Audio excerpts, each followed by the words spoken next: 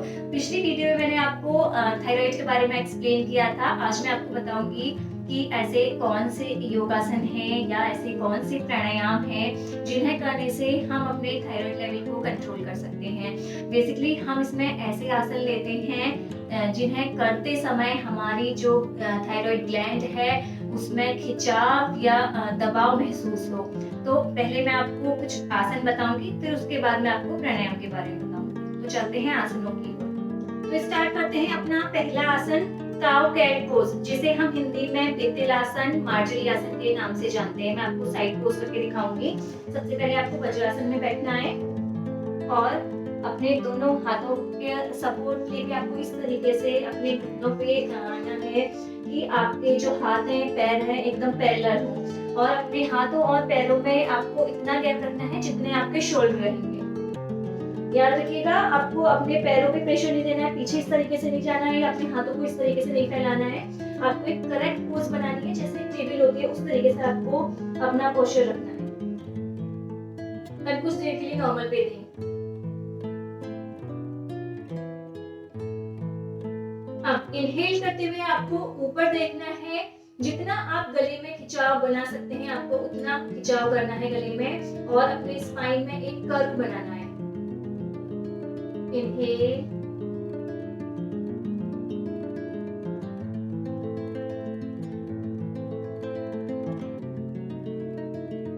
Exhale करते हुए अपने चिन को चेस्ट से टच करने की कोशिश करनी है।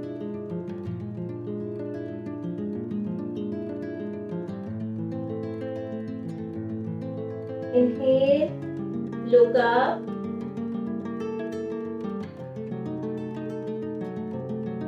Exhale, look down.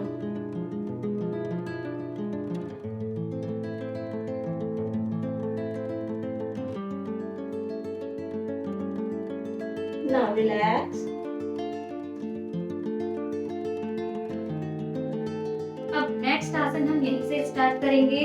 हमारा जो नेक्स्ट आसन है वो है उष्ट्रासन। चाहे तो आप मेरे साथ प्रैक्टिस कर सकते हैं। पहले मैं आपको थोड़ा एडवांस लेवल का बताऊंगी। जो लोग कर सकते हैं वो लोग इसका अभ्यास करेंगे और जो लोग नहीं कर सकते हैं उसके बाद मैं आपको बताऊंगी कि उनको किस तरीके से आसन करना है। तो चलिए स्टार्ट करते हैं। आपको क्या करना है, अपने घुटनों पे खड़े होना है इस तरीके से। सेम आपके पैरों में जो है शोल्डर के बराबर गैप रहेगा। आपके दोनों हाथ एकदम सामने। आपको करना है अपने राइट हैंड से राइट लेग के एंकल को पकड़ना है और लेफ्ट हैंड से लेफ्ट लेग के एंकल को पकड़ना है। इनहेल करते हुए पीछे जाना है 1 बाय 1। कोशिश करनी है जितना आप पीछे देख सकते हो, जितना आप अपने गले में जाओ कर सकते हो। कुछ सेकंड के लिए होल्ड करना है।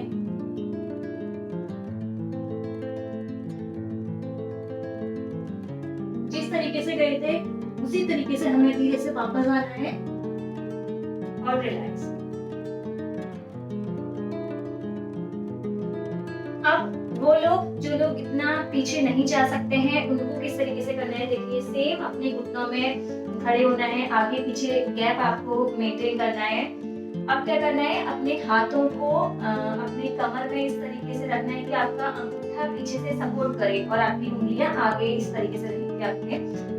अब पीछे जितना बॉडी को आप ले जा सकते हैं, आपको अपनी बॉडी के अकॉर्डिंग जाना है और पीछे को देखना है।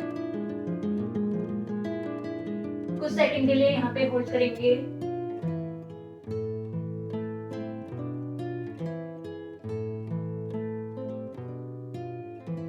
Then relax.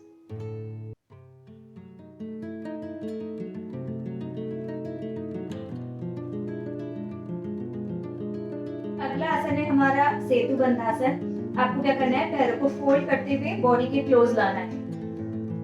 अब अपने हाथों से अपने एंकल को पकड़ना है। जितना आप पैर क्लोज लाएंगे उतना आप इजीली अपने हाथों से एंकल को पकड़ पाएंगे। अब क्या करना है, इनहेल करते हुए बॉडी को ऊपर की ओर ले जाना है, यानी कि अपनी स्पाइन से ऊपर की ओर ले आना है। और ये तभी आप अच्छा ज्यादा कर पाएंगे जब आप क्या करेंगे, अपनी शोल्डर को अंदर की ओर को करेंगे। जितना शोल्डर अंदर की ओर को जाएंगे बॉडी उतना ऊपर की ओर को अच्छे से जाएगी। देखिए इनहेल करना है।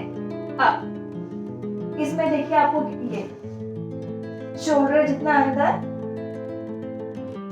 आपके गले में दबाव पड़ना चाहिए। जितना आपके गले में दबाव पड़ेगा उतना ही इस आसन का असर होगा। कुछ सेकंड के लिए होल्ड।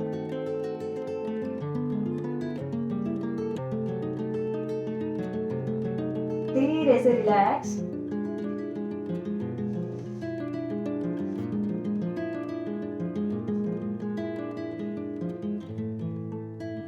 अभी कुछ लोग क्या करते हैं कि बोलते हैं कि हमारे हाथ हमारे एंकल तक पहुंच ही नहीं पा रहे, तो उन लोगों को किस तरीके से करना है। सेम अपने पैरों को फोल्ड करना है, जहां तक आप ला सकते हैं उतना आप अपनी बॉडी के क्लोज लाइए। हाथ आपके जहां तक जा रहे हैं वहां पे आपके नॉर्मल हाथ रखने हैं और सेम इनहेल करते हुए बॉडी को ऊपर की ओर उठाना है। कोशिश कीजिएगा कि शोल्डर अंदर को जाएंगे तो बॉडी इजीली ऊपर को उठेगी आपकी।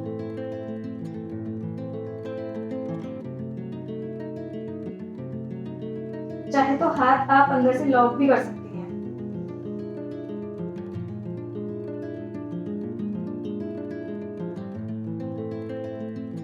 रिलैक्स।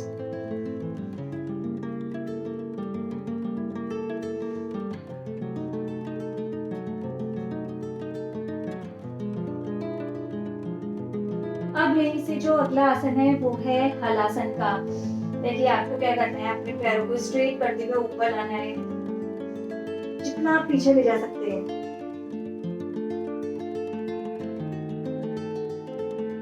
चाहे तो आप इसमें हाथों को लॉक कर सकते हैं। कुछ सेकंड के लिए होल्ड। इसमें आपकी चिन चेस्ट से लगी हुई रहेगी।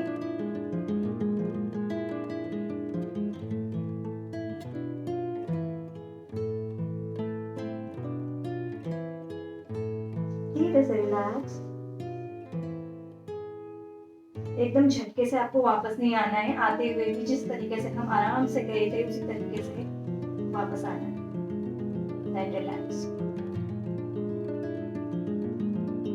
नेक्स्ट जो आसन है वो है सर्वांग आसन का। इसमें चाहे तो आप पहले हलासन में जाके भी सर्वांग आसन में जा सकते हैं या डायरेक्टली आप सर्वांग आसन में जा सकते हैं। तो मैं आपको बताऊंगी पहले हलासन में जाने के बाद सर्वांग आसन में किस तरीके से जाते हैं। पहले प्रॉपर पीछे हलासन में जाना है आपको। हाथों के सपोर्ट से इस तरीके से हाथों का सपोर्ट लेना है और धीरे से पैरों को 1 बाय 1 ऊपर करना है।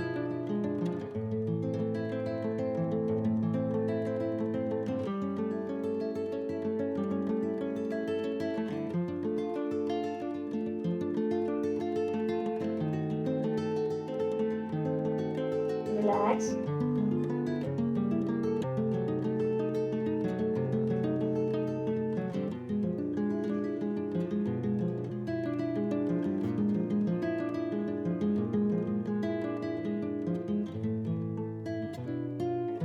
अगर आप इतना प्रॉपर नहीं कर सकते हैं तो आप इसे रिपीट करने भी कर सकते हैं। देखिए इस तरीके से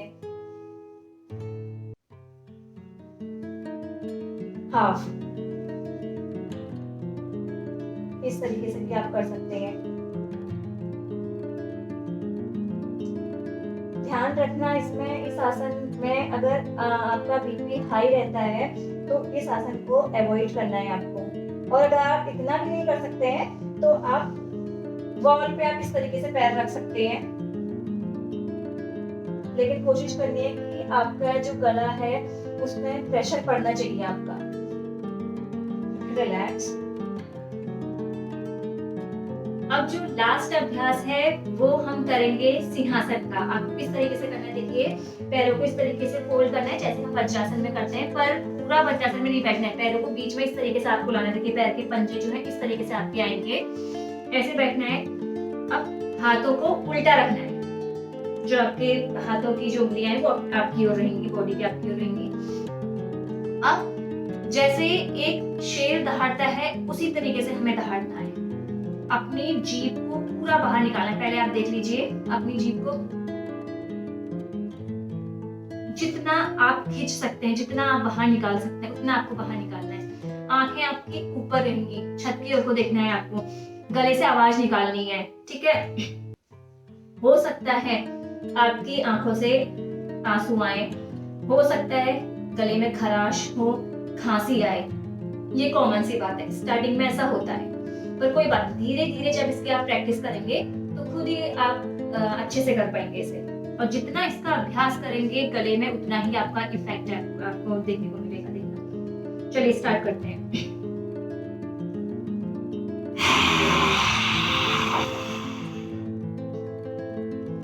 एक्सेल करते हुए सांस बाहर छोड़नी है। इनहेल,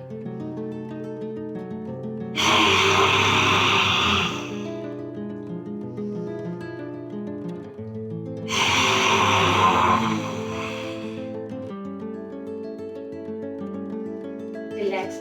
दोनों हाथों को तेजी के साथ रब करना है और जो भी गर्माहट है अपने गले में लगा।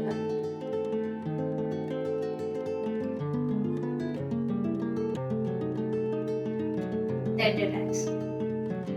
तो ये तो थे कुछ बेसिक आसन जिन्हें आप कर सकते हैं। और हाँ, इस आसन में आपको कम से कम 60 सेकंड होल्ड करना है, और अगर आप 60 सेकंड होल्ड नहीं कर सकते तो एटलीस्ट 30 सेकंड तो आप इसमें होल्ड कीजिए, क्योंकि आसन में जाना और आना ही मायने नहीं रखता है। आसन में आप कितनी देर होल्ड कर रहे हैं, आसन में आप जितनी देर होल्ड करेंगे उस आसन का बॉडी में उतना ही अच्छा असर आपको देखने को मिलेगा।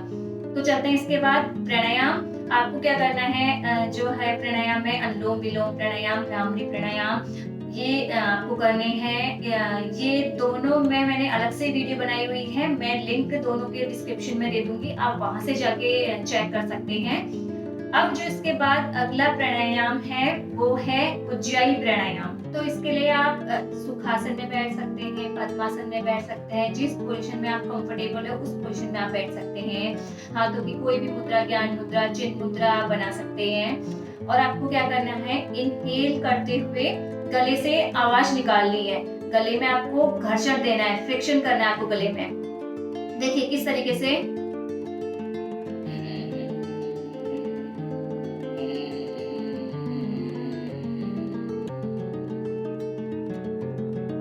जितना आप लंबा कर सकते हैं। अब ऐसा नहीं है कि कुछ लोग ऐसा करते हैं, आपने इनहेलिंग के साथ ऊपर किया और पूरी बॉडी कांप दिया,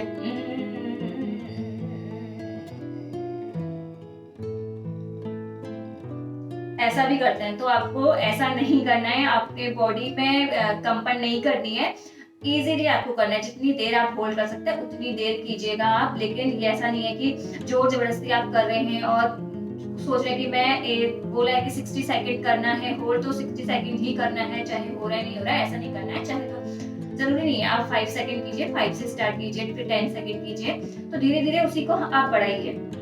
ठीक है, आपने इनहेलिंग के साथ आपने गले से साउंड निकाली, देन उसके बाद क्या करना है, यहाँ पे होल्ड करना है आपको, ऐसे ही अपनी ब्रीथ को होल्ड करके रखना है।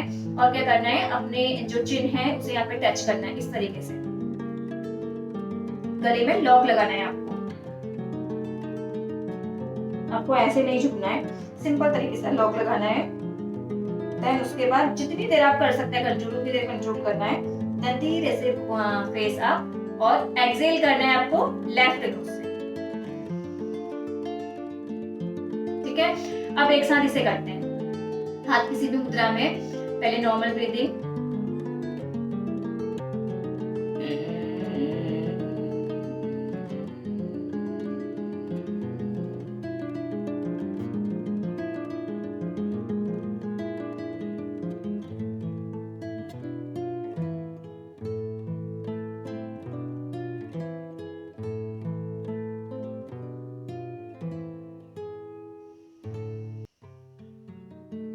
तो इस तरीके से इसका अभ्यास करते हैं। थायराइड को कंट्रोल करने के साथ साथ अगर आपको खर्राटे लेने की प्रॉब्लम है, आपको कफ की प्रॉब्लम है, आपके गले में टॉन्सिल बढ़ गए हैं, तो उसके लिए भी ये प्राणायाम काफी अच्छा माना गया है। आप इसे कीजिए, 10 से 15 बार कीजिए स्टार्टिंग में, देन उसके बाद अपनी टाइमिंग को धीरे धीरे बढ़ाइए, तो आपको 1 महीने में ही काफी अच्छा रिजल्ट देखने को मिलेगा। अगला अभ्यास हम करेंगे टंक विद्या का। किसी भी पोजीशन में आप बैठ सकते हैं, हाथ आपकी कोई भी मुद्रा में। आपको क्या करना है, इनहेल करना है, जितना आप डीप इनहेल कर सकते हो, और एक्सेल करते हुए आपको क्या करना है, मौ का उच्चारण करना है, जितना आप लंबा कर सकते हो। इस तरीके से देखिए,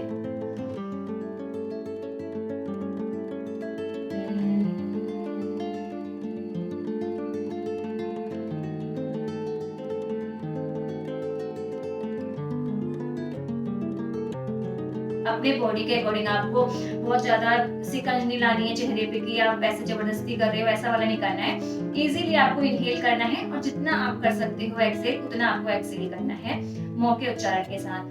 अब इसके साथ-साथ क्या करना है, एक्सहेलिंग करने के साथ-साथ आपको क्या करना है, अपने फेस को अप एंड डाउन, जितना आप फेस अप एंड डाउन करोगे उतना हमारी जो थायराइड ग्लैंड है वो स्ट्रांग होगी, और थायराइड ग्लैंड स्ट्रांग हो गई तो प्रॉब्लम सॉल्व।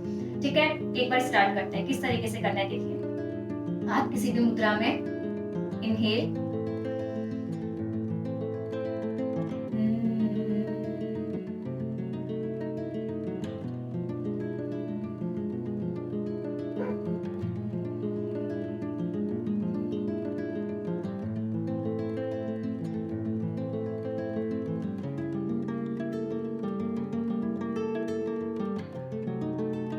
रिलैक्स।